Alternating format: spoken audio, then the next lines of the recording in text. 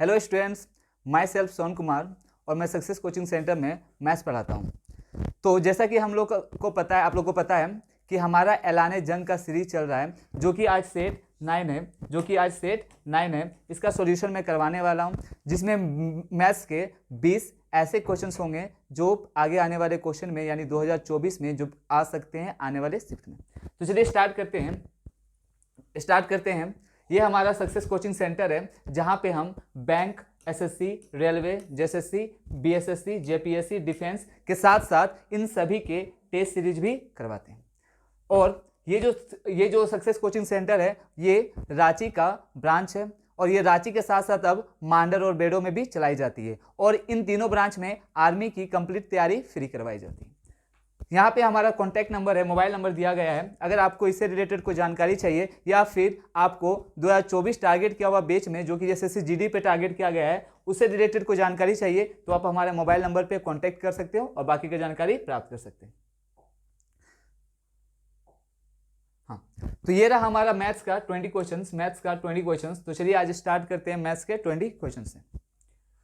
तो पहला क्वेश्चन हमारे पास है कि रीता 4 किलोमीटर प्रति घंटा की चाल से P से Q की ओर दौड़ना शुरू करती है। यदि P और Q के बीच की दूरी 6000 मीटर है तो रीता द्वारा P और Q के बीच की दूरी तय करने में कितना समय लगेगा? P और Q के बीच की दूरी तय करने में कितना समय लगेगा?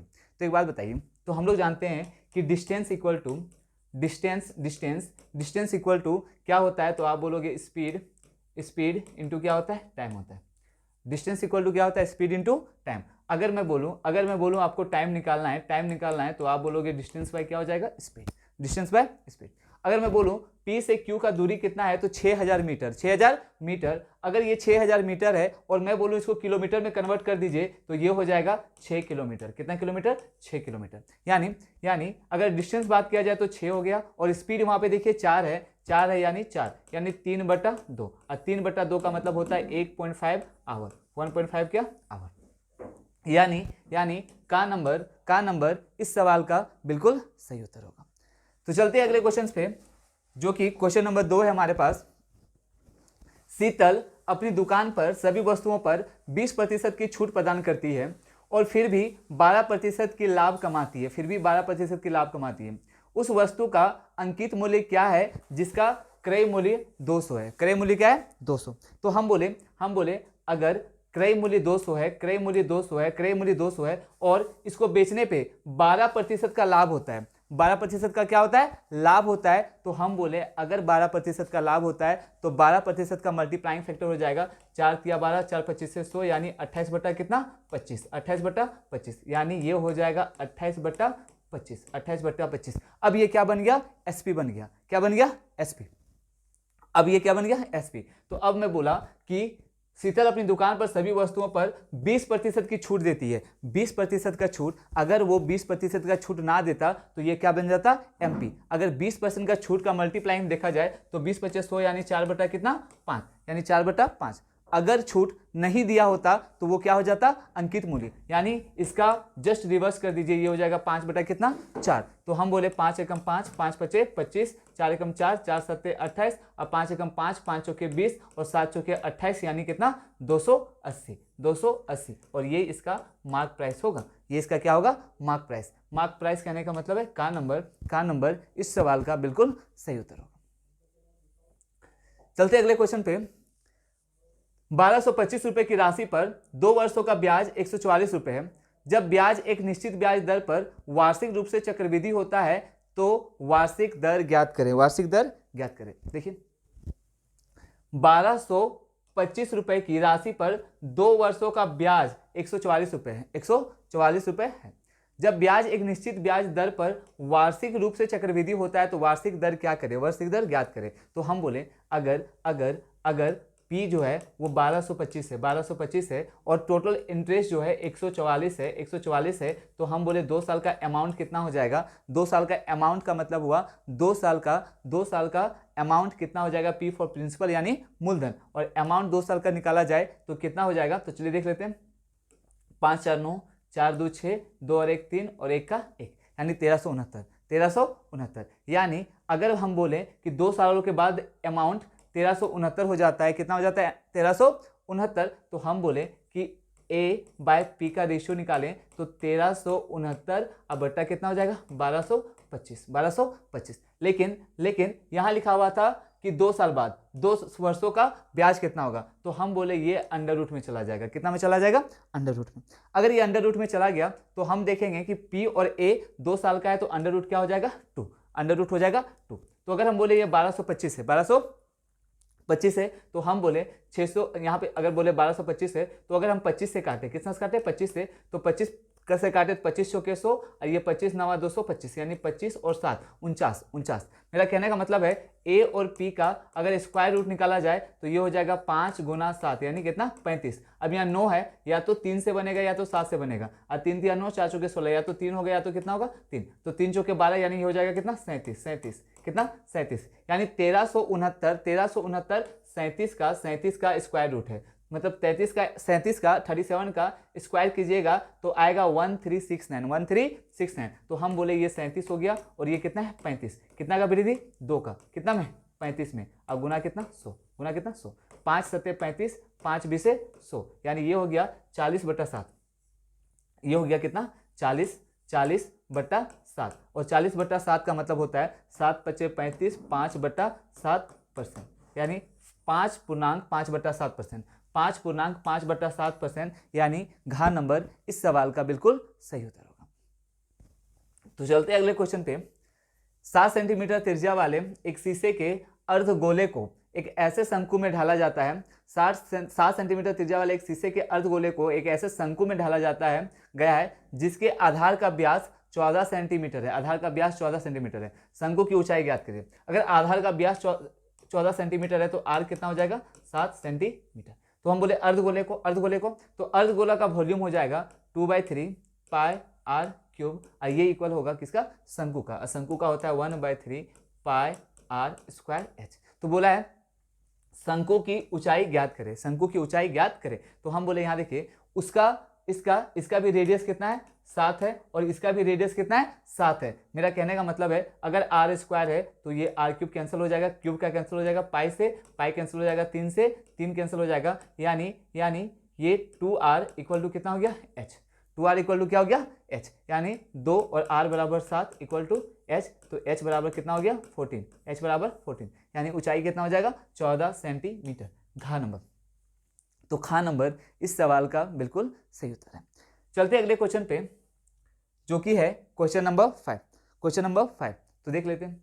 सोहन अकेले कार्य को 196 दिनों में पूरा कर सकता है और अभिषेक अकेले इसे 147 दिनों में पूरा कर सकता है।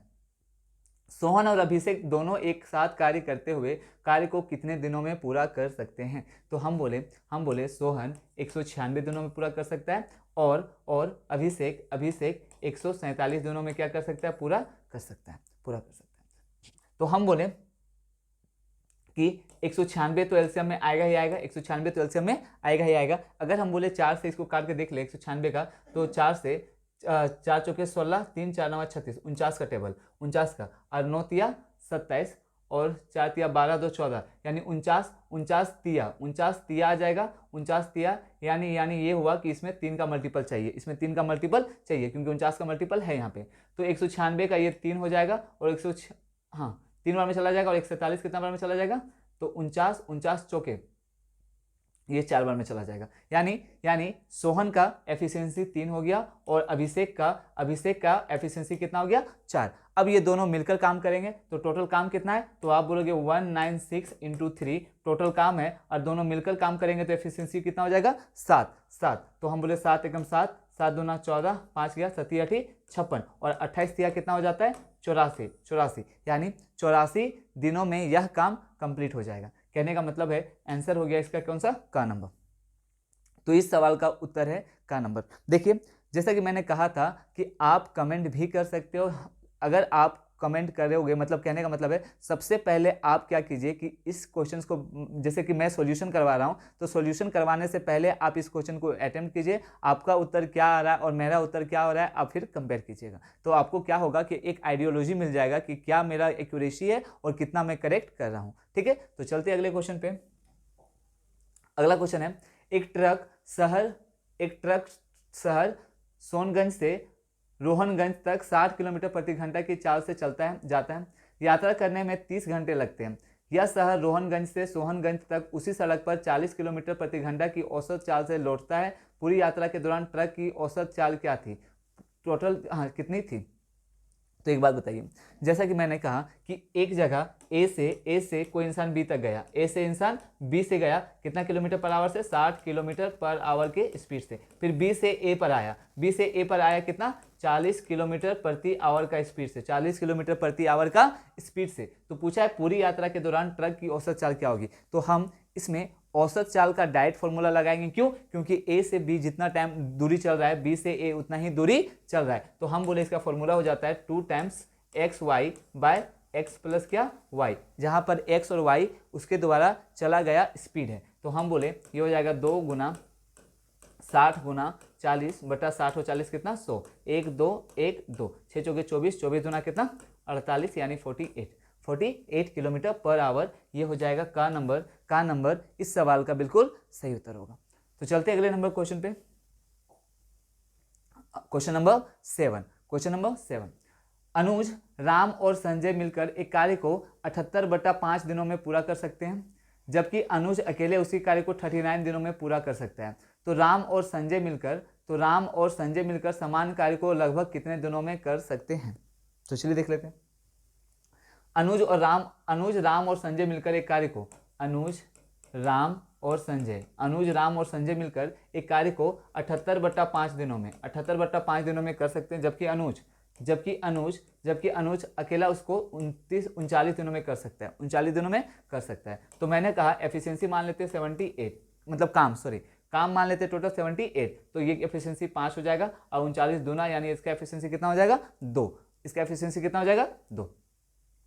अब बोला है तो राम और संजय मिलकर समान कार्य को लगभग कितने दिनों में कर सकते हैं, समान कार्य को। तो हम बोले अगर अनुज का एफिशिएंसी 2 है और इन तीनों का मिलकर एफिशिएंसी 5 है, तो जल्दी से बता दिए राम और श्याम का एफिशिएंसी कितना होना चाहिए, तो कितना होना चाहिए, 3। यानी राम और श्याम का एफिशिएंसी आ गया 3। इसको पूरा काम करना है, यानी 78 काम करना है उसको 3 के एफिशिएंसी से 3 दूना 6 और 3 छक 18, यानी 26 दिन। 26 दिन में दोनों राम और संजय मिलकर उस काम को खत्म कर देंगे, यानी का नंबर इस सवाल का बिल्कुल सही उत्तर है। क्वेश्चन नंबर 8 है, 2 वर्षों में इतना % प्रति वर्ष चक्रवृद्धि ब्याज दर पर देय 1200 रुपए के ऋण का वार्षिक भुगतान कितना निकलेगा। तो मैंने कहा 8 से ही 1/3% का मतलब हो गया, 8 से 1/3% का मतलब हो गया 1/12, 1/12 कहने का मतलब हुआ 12 पे 1 का इंटरेस्ट, तो 2 साल का है। और ये जो है ये इंस्टॉलमेंट का क्वेश्चन है कि प्रति साल कितना पे करना पड़ेगा। तो हम बोले कि पहला साल में 12 से समान हो जाएगा कितना, 13 का, 12 से हो जाएगा 13 का। दूसरा साल पे 12 12 144 और 13 13 169, यानी 144 से कितना हो जाएगा, 169। तो ऋण का वार्षिक भुगतान कितना निकलेगा। तो हम बोले कि एक आदमी जो है वो अगर भुगतान करेगा तो भुगतान बराबर में किया जाता है, यानी अगर पहला साल 50 रुपये किया तो दूसरा साल भी वो 50 रुपये का ही भुगतान करेगा। तो हम बोले कि अगर इसको बराबर करना है तो पहला साल पे तो 13 किया था, दूसरा साल पे 169, तो हम बोले इसको बराबर करने के लिए कितना गुना कीजिएगा, 13 से। अगर ये रेशियो है तो इसको भी 13 से गुना करना पड़ेगा, तो अगर हम बोले इसका सम कितना हो जाएगा, तो 12 कॉमन हो जाएगा और 13 और 12 कितना हो जाएगा, 25, यानी 12 गुना 25, और इसी का मान दिया हुआ है कितना, 1200। तो 25 एकम 25, अब 25 चौके 100, आज 12 एकम 12, 12 एकम 12, यानी एक का मान कितना आ गया, 4। एक का मान कितना आ गया, 4। तो पूछा है ऋण का वार्षिक भुगतान कितना निकलेगा। तो हम बोले ये वार्षिक भुगतान कितना का था, 169, यहाँ भी देखिए 169, तो 169 और 1 का मान 4 है, तो हम 4 से गुना कर देंगे, तो 9 चौके 36 का 6, 3 6 चौके 24, 3 27 और 4 एकम 4 2 कितना, 6, यानी हर साल उसको 676 का भुगतान करना पड़ेगा, यानी खा नंबर इस सवाल का बिल्कुल सही उत्तर होगा। ये बेसिकली इंस्टॉलमेंट का क्वेश्चन था और ये इंस्टॉलमेंट चक्रवृद्धि ब्याज पे था। तो इंस्टॉलमेंट का 2 तरह का क्वेश्चन पूछा जाता है, एक होता है साधारण ब्याज पे, एक चक्रवृद्धि ब्याज पे। तो ये चक्रवृद्धि ब्याज वाला था। अगला है यदि एक घनाभ का लंबाई, चौड़ाई और ऊंचाई क्रमशः 16, 15 सेंटीमीटर और 12 सेंटीमीटर है तो घनाभ के सबसे लंबे विकर्ण की लंबाई क्या होगी? तो घनाभ का विकर्ण का लंबाई होता है विकर्ण यानी d equal to l square plus b square plus h square, यानी लंबाई का स्क्वायर, चौड़ाई का स्क्वायर और ऊंचाई का स्क्वायर। तो हम बोले ये हो जाएगा एल स्क्वायर यानी 16 256, 15 15 225 और ये हो जाएगा कितना 12 12 है 144। तो हो जाएगा 6 4 10 5 15 का 5 कैरी 1, 4 1 5 2 7 7 5 12 का 2 कैरी 1, 2 1 3 2 5 और 1 कितना 6 यानी 625। 625 का करेंगे तो 25 25 से कितना होता है 625। 25 25 से 625 यानी घ नंबर इस सवाल का बिल्कुल सही उत्तर होगा। तो चलते क्वेश्चन नंबर 10 पे। तो क्वेश्चन नंबर 10 पे मैं फिर से कह रहा हूं कि आप सबसे पहले इस क्वेश्चन को खुद से अटेम्प्ट कीजिएगा और देखिएगा कि कितने क्वेश्चन सही हो रहे हैं। आपके पास कुछ टाइम भी है, या तो वीडियो को पॉज कर लीजिएगा, वीडियो को पॉज करके आप कमेंट कर सकते हो ताकि मैं देखूं कि आप कितना सही क्वेश्चन कर रहे हो। ठीक है, चलते हैं अगले क्वेश्चन। अक्षय और विपुल की वार्षिक आय क्रमशः 3:2 के अनुपात में है, जबकि उनकी व्यय का अनुपात क्रमशः 7:3 है। 7:3 है। यदि वर्ष के अंत में प्रत्येक इतना रुपए की बचत करता है तो अक्षय की वार्षिक आय कितनी है? अक्षय की वार्षिक आय कितनी है? तो हम बोले कि ये 3:2 में था, 3:2 में था, हो गया 7:3 आय का था, आय का रेशियो ये था के अनुपात में है, जबकि उनकी व्यय का यानी एक्सपेंडिचर का अमाउंट कितना है? इतना है के अंत में प्रत्येक इतना रुपए की बचत करता है। तो हम बोले सेविंग क्या होगा? तो सेविंग कितना करता है? 1200 का 1,80,000 का। 1,80,000 का क्या करता है? सेविंग। और ये भी 1,80,000 का क्या करता है? सेविंग। 1,80,000 का क्या करता है? सेविंग। तो हम बोले कि क्रॉस मल्टीप्लाई कर लीजिए, आंसर आ जाएगा 3 तिया 9 7 दूना 14। 3 तिया 9 7 दूना 14, डिफरेंस कितना का? 5 का। डिफरेंस कितना का? 5 का। और यहाँ पे डिफरेंस देखिए कितना का है? 3 और 7 4 का और ये 18। इसको क्रॉस मल्टीप्लाई कीजिएगा तो 4 का डिफरेंस है और ये हो जाएगा 180 और 1 2 3। तो पूछा है तो अक्षय की वार्षिक आय कितनी थी? ये अक्षय का था और ये किसका था? विपुल का। तो अक्षय की वार्षिक आय क्या होगी? तो हम बोले 5 का मान इतना है तो 1 का मान कितना हो जाएगा? तो 4 गुना 5 तिया 15, 5 तिया 15, 3 5 6 30 यानी 36,000 यानी 36,000 हो जाएगा। ये 36,000 ये हो जाएगा और गुना में कितना हो जाएगा? 3। गुना में कितना हो जाएगा? 3। तो हम बोले ये 9 का मल्टीपल है तो 9 का मल्टीपल जो भी होगा वही आंसर हो जाएगा। या तो इकाई अंक देख लेते हैं, 6 तिया 18 और 8 चौके 32, 2 कितना? 2, जिसका लास्ट में 2 होगा और सम कितना होगा? 9। तो 3 2 5 4 9 यानी गा नंबर इस सवाल का बिल्कुल सही उत्तर होगा। क्यों? क्योंकि ये देख लीजिए 3 6 18 और 8 चौके 32 यानी 2, इकाई अंक 2 आ रहा है, इकाई अंक 2 आएगा और 3 जीरो भी है, यानी गा नंबर इस सवाल का बिल्कुल सही उत्तर होगा। अगला है, एक पुरानी वस्तु का अंकित मूल्य 4,000 रुपये है। 4,000 रुपये है। हाँ, अगर आप गुना करना चाहते हो तो गुना भी कर सकते हो। देख लेते हैं, 4 तिया 12, 12 छक 72 का 2 कैरी 7, 12 तिया 36, 36 और 7 कितना हो जाता है? 43। 36 7 43 और 1 2 3 यानी 4,32,000। 4,32,000 तो गा नंबर ही सही है। अगला चलते हैं 11 नंबर क्वेश्चन पे। एक पुरानी वस्तु का अंकित मूल्य 4,000 रुपये है। दिव्या इसे 15% और 10% के 2 क्रमागत छूटों पर खरीदती है। ओके, वह इसकी मरम्मत पर इतना रुपए खर्च करती है और इसे 5,000 रुपये में बेच देती है। उसका लाभ या हानि प्रतिशत क्या है? तो हम बोले 4,000 रुपये पे खरीदती है। 4,000 रुपये पे खरीदती है। दिव्या इसे 15% और 10% के 2 क्रमागत छूटों पर खरीदती है, यानी 4,000 रुपये अंकित मूल्य था, छूट पे खरीदी है। तो हम पहले सीपी निकाल रहे। क्या निकाले? सीपी। तो 15% का छूट का मतलब हो गया 17 बटा कितना? 20। 17 बटा 20 और फिर 10% का छूट यानी 9 बटा 10। उसके साथ साथ इसकी मरम्मत पे उसको इतना रुपये लग भी जाता है, यानी इतना पे खरीदा, उसमें मरम्मत करने पे 1140 रुपये लग गया। तो हम बोले ये टोटल क्या आ गया? एसपी आ गया। और बेच कितना पे रहा है? ये बेच रहा है 1 2 3 पे, यानी उसको टोटल सीपी लग गया इतना का, अगर हम सीपी और एसपी का रेशियो ले लें, सीपी और क्या ले ले? एसपी का रेशियो ले ले तो हमारा काम हो जाएगा। यानी 1 0 2 0 1 0 2 0 2 एकम 2 20 दूना 40। अगर हम बोले यहां से 1 0 कट रहा है, यहां से 1 0 कट रहा है, यहां से भी 1 0 काट दीजिए। उसके बाद और कोई संख्या कट रहा है शायद, चलिए देख लेते बाकी का। तो ये हो गया 9 दूनी 18, 18 गुना 17 यानी 17 गुना 18 प्लस ये 114 और रेशियो में आ गया कितना 500, कितना 500।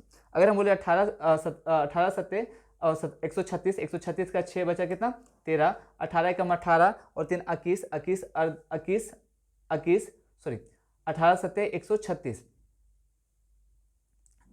136 का 6 कैरी 13, 18 कम 18 और 3 21, 21 और 10 कितना हो गया 31 अब प्लस 114। तो हम बोले ये हो जाएगा 6 4 10, 1 1 2 1 3, 3 और 1 4, 430 और ये हो गया कितना 500, 10 10 यानी 43 से कितना हो गया 50, 43 से 50 तो कितना का वृद्धि हो गया, तो आप बोलोगे 7 का वृद्धि, कितना में 43 में, 7 का वृद्धि 43 में, 2 जीरो लगा दे, 2 जीरो लगा दे तो 43 हो गया, कितना बार में जाएगा एक बार में, तो ये हो गया कितना 10 में से 3 गया तो 7 और 6 में 4 गया तो 2 यानी 1 0 और लेके जाएगा तो 4 5 20, 4 6 24, 4 7 28, 4 6 24, 4 6 कितना हाँ 4 6 24 यानी 6 3 18 और 6 चौके 24 और एक कितना 25, 258 यानी 16 पॉइंट समथिंग आएगा। तो नजदीक किसके 17 के, नजदीक किसके 17 के, यानी इसका सही उत्तर हो जाएगा 17।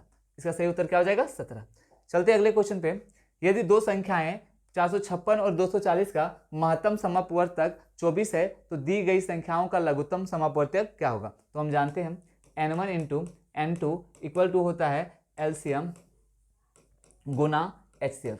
LCM n1 into n2 equal to होता है एलसीएम गुना क्या HCF। तो दो संख्याएं हैं 456 और ये है 240 और HCF दिया हुआ है कितना 24, तो ये बराबर क्या हो जाएगा एलसीएम। तो हम बोले 24, ये 10 बार में चला जाएगा यानी 4560 यानी खा नंबर इस सवाल का बिल्कुल सही उत्तर होगा।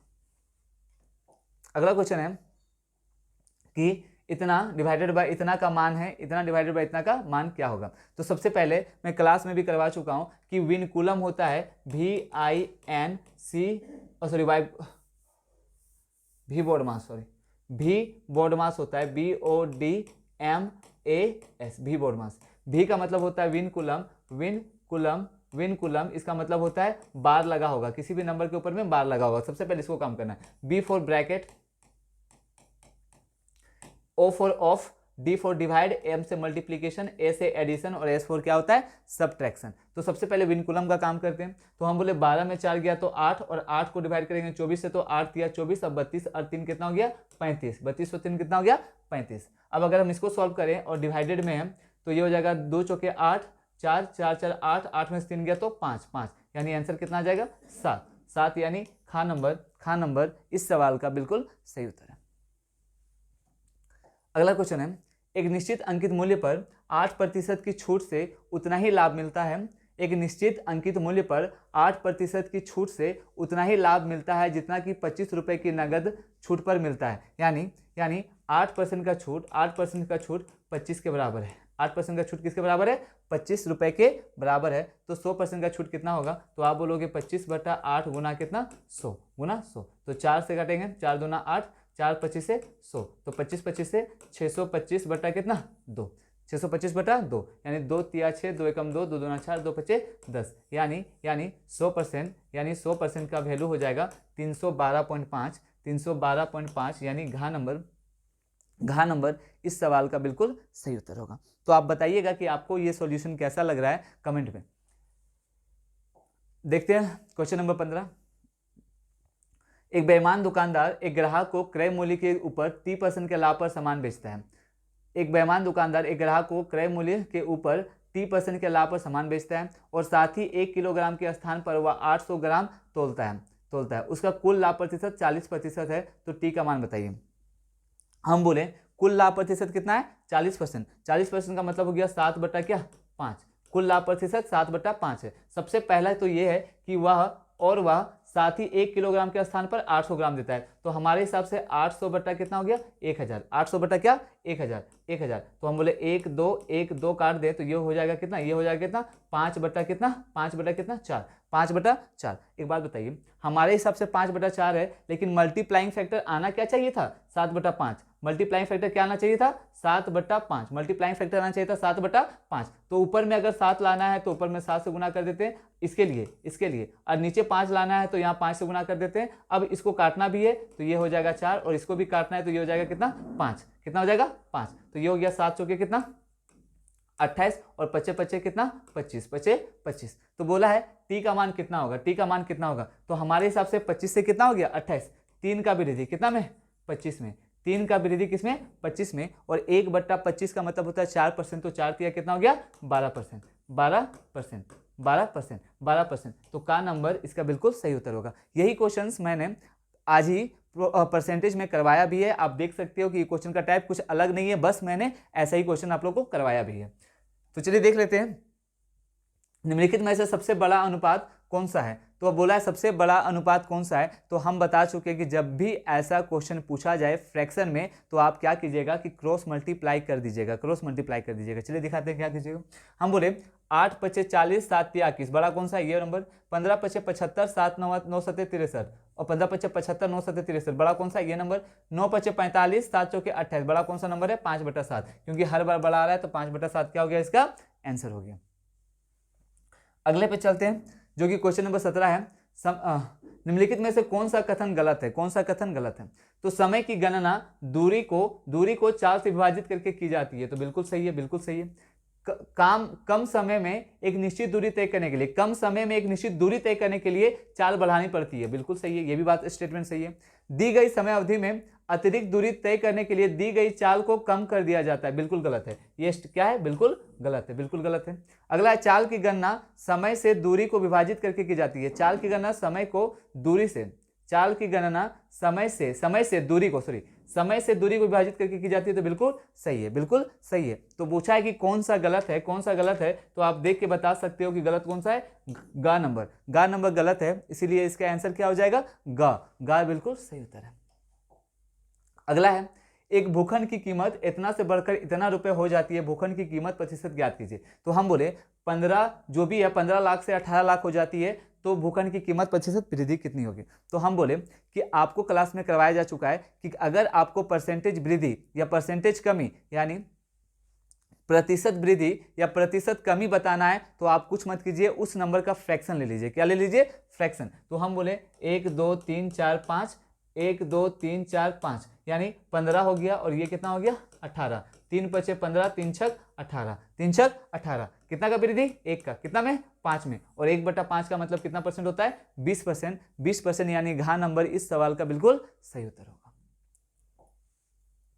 अगला है 1000 मीटर की एक रेखीय दौड़ में रूबी रीमा को 50 मीटर या 5 सेकंड से हरा देती है। निर्धारित कीजिए कि रूबी को दौड़ पूरी करने में कितना समय लगता है, रूबी को दौड़ पूरा करने में कितना समय लगता है। तो मैंने कहा कि रूबी जो है रीमा को 5 मीटर या 5 सेकंड से हरा देती है, तो हम बोले 50 मीटर या 5 सेकंड में हरा देती है, यानी ये हुआ कि उसको 50 मीटर चलने में 5 सेकंड लगता है। किसको रूबी को 50 मीटर चलने में 5 सेकंड लगता है, 50 मीटर चलने में 5 सेकंड लगता है। तो जल्दी से बता दिए 1000 मीटर चलाना है ना, तो 1000 मीटर चलने में 1000 मीटर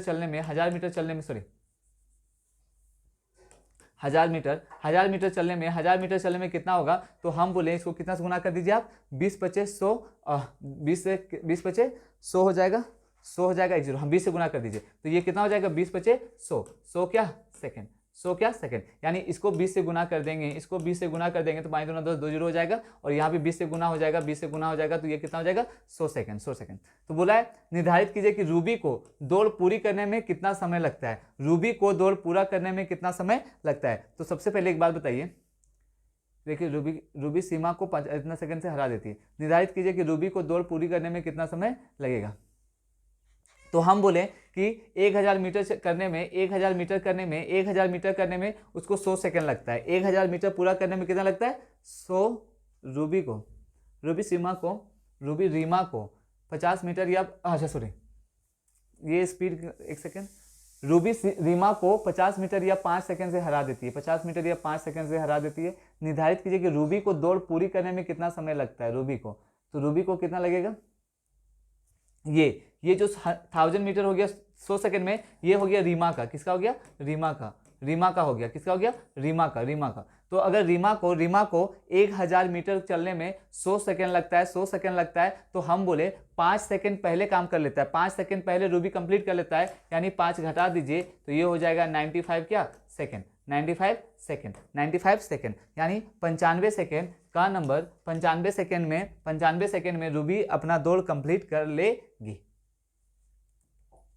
अगला है, यदि संगीता के मासिक वेतन में 3 सही 2/3% की वृद्धि की जाती है तो उसे 132 रुपये अधिक मिलते हैं। संगीता के वार्षिक वेतन क्या है? तो हम बोले 3 सही 1/3% का फ्रैक्शन में अगर देखा जाए तो 3 3 9 2 11/3%, 11/3%। अब 11/3% है तो हाँ इतना परसेंट की वृद्धि की जाती है, तो 11/3% का मतलब हो गया 11/300, यानी ये हो गया 311/300% का मान हो गया कितना है, 132 रुपये। तो संगीता का मासिक वेतन कितना है? तो ये हो जाएगा 132 है या 311 है, 3 4 5 132, 3 3 9 9 2 11/3% की वृद्धि की जाती है। तो 11/100 का मतलब 300, 3 परसेंटेज निकालेंगे तो 311 कितना हो जाएगा, 311/300% का मान इतना है। तो 100% का मान, अगर हम पूछें कि 100% का 1% का मान कितना होगा, तो आप बोलोगे 132/311, 311 गुना कितना, 300, 311 13 300 इतना। अच्छा ठीक है, देख लेते हैं। उसके बाद 100% का चाहिए, 100% का चाहिए, 100% का चाहिए, 100% का, तो हम यहाँ पे 100 से क्या कर देंगे, इंटू कर देंगे।